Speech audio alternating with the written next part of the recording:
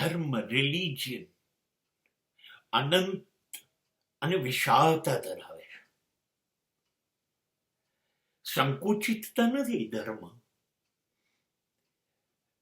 કેટલાક સંકુચિત માણસો જે છે એના સ્વભાવમાં સંકુચિતતા છે, માટે એ લોકો ધર્મને સંકુચિત બનાવી દે છે. ધર્મને એ લોકોએ સ્ટ્રેસ બનાવી દીધો, થાક.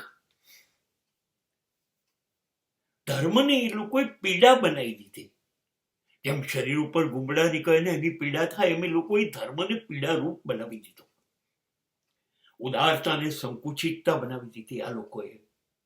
આ લોકોને આદત છે અમૃતને ઝેર બનાવવાની. આ લોકો સ્વતંત્રતાને, મુક્તિને બંધન બનાવવા ટેવાયેલા છે. એમને ધર્મની વિશાળતામાં રસ નથી, ધર્મની ઉદારતામાં રસ નથી. જીવન કઈ થાકનું નામ થોડી છે. જીવન તો એક પ્રેમ છે, પ્રવાહ છે, ઉલ્લાસ છે, એ આનંદ છે, અવિરત આનંદ. જેના જીવનમાં ધર્મ હોય ને એમાં આ બધું હોય.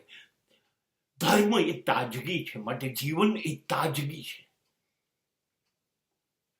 જીવન એ દુઃખ નથી, જીવન એ પીડા નથી. જો તમે ધર્મને અનુસરો છો તો.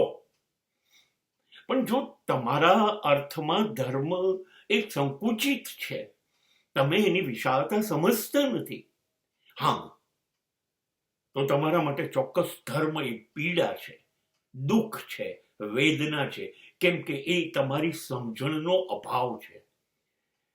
ધર્મ નૈસર્ગિકતા છે, સહજતા, સરળતા છે.